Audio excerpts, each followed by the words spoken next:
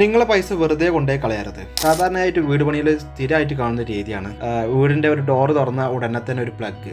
എന്തിനാ ആ പ്ലഗ് എന്നുള്ളത് പലപ്പോഴും അറിയാം. അവിടെ ഒരു സ്വിച്ച് ബോക്സ് ഉണ്ട്, അതുകൊണ്ട് ഒരു പ്ലഗ് വെക്കുക എന്നുള്ളതാണ്. പലപ്പോഴും ഒരു മൊബൈൽ ചാർജ് ചെയ്യാൻ പറ്റില്ല, വില കൂടിയ മൊബൈലും കാര്യങ്ങളൊക്കെ ആയിരിക്കും. അപ്പോൾ ആ ചാർജർ ഒരു അഡ്ജസ്റ്റ് ചെയ്ത് വെക്കുക. ഇൻ കേസ് വീണ് കഴിഞ്ഞാൽ അതിന് ഡിസ്പ്ലേ ഒക്കെ തന്നെ ഉണ്ടാവും, 15-30 കൊടുക്കേണ്ടി വരും. അപ്പം എവിടേക്കാണ് നമുക്ക് പ്ലഗ് വേണ്ടതെന്നുള്ള ആദ്യം തന്നെ ഡിസൈൻ ചെയ്തിട്ട് വേണം നമുക്ക് ഓരോ കാര്യങ്ങൾ ചെയ്യേണ്ടത്. നമുക്ക് ആ പ്ലഗിൻ്റെ പൈസ കുറക്കാം.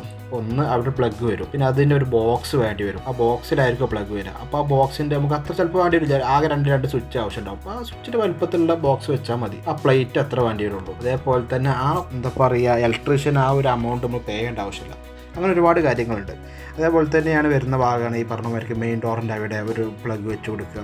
എവിടെയൊക്കെയാണ് സ്വിച്ച് ബോക്സ് ഉള്ളത് അവിടെയൊക്കെ പ്ലഗ് ഉണ്ടാവും. അപ്പോൾ അതിൻ്റെ പകരമായിട്ട് നമുക്ക് എന്തെല്ലാം നീഡുകളുണ്ട് ആ റൂമിൽ എവിടെയൊക്കെയാണ് പ്ലഗ് വേണ്ടിയത്. ഇപ്പോൾ ഈ പറഞ്ഞമാർക്ക് നമുക്കൊരു ബെഡ് വരെയെങ്കിൽ ബെഡിൻ്റെ അടുത്ത് ഓക്കെ ഒരു പ്ലഗ് കൊടുക്കാം. കാരണം വെച്ച് കഴിഞ്ഞാൽ അവിടെ നമുക്ക് മൊബൈൽ ചാർജ് ചെയ്യാൻ വേറെ ആവശ്യം നമുക്ക് ഉപയോഗിക്കാം. നേരെ മറിച്ച് നമുക്ക് ഒരു എന്താ പറയുക സ്റ്റഡി ഏരിയ ഉണ്ട് വിചാരിക്കും, അവിടെയും വേണമെങ്കിൽ പ്ലഗ് കൊടുക്കാം, അത് നമുക്ക് യൂസ് ചെയ്യാം. അല്ലാതെ നമുക്ക് വേറെ അനാവശ്യമായിട്ട് ഈ പറഞ്ഞമാർക്ക് കയറുന്ന ഭാഗത്ത് പ്ലഗ് കൊടുത്തിട്ട് നമ്മൾ പൈസയും ടൈമും ഒന്നും വേസ്റ്റ് ചെയ്യരുത്. ഇപ്പം നിങ്ങളൊരു വീടോ ബിൽഡിംഗ് ഒക്കെ പണിയുന്ന സമയത്ത് പ്രോപ്പറായിട്ടൊരു ഇലക്ട്രിക്കൽ ഡ്രോയിങ് വരച്ച് കഴിഞ്ഞാൽ നിങ്ങൾക്ക് ഇങ്ങനത്തെ ഒരുപാട് കാര്യങ്ങൾ നിങ്ങൾക്ക് കുറക്കാൻ പറ്റും. അതുപോലെ തന്നെ ടൈമും നിങ്ങളെ എഫേർട്ടും. കാരണം കാലാകാലത്തിന് ഒരു ഉപകാരം ഇല്ലാതെ ഒരു പ്ലഗ് ഇങ്ങനെ ഒരു സ്ഥലത്ത് ആവശ്യമില്ല. നമുക്ക് കറക്റ്റായിട്ട് എവിടെയൊക്കെയാണ് പ്ലഗ് വേണ്ടത് എന്നുള്ളത് തീരുമാനിച്ചിട്ട് പ്ലഗ് ഇടാം. അതുപോലെ തന്നെ ഈ പറഞ്ഞമാർക്ക് ഇപ്പോൾ പോർച്ചിൽ വെറുതെ ഒരു പ്ലഗ് കൊടുത്തിട്ട് കാര്യമില്ല. ആ പ്ലഗിൻ്റെ ഉപയോഗം ഇപ്പോൾ പോർച്ചിലാണെങ്കിൽ ഇപ്പോഴത്തെ കാറുകൾ ചാർജ് ചെയ്യാൻ വേണ്ടിയിട്ടുള്ളതാണെങ്കിൽ അപ്പോൾ വലിയ ചാർജറുകൾ ആവശ്യമുണ്ടാകും, 11 kW കാര്യങ്ങളൊക്കെ. അപ്പോൾ സാധാരണ പ്ലഗ് കൊണ്ട് ആവശ്യമില്ല. അപ്പോൾ അങ്ങനെ ഒരു എന്താ പറയുക, കാറ് ചാർജ് ചെയ്യാൻ അതിനാവശ്യമുള്ളതായിട്ടുള്ള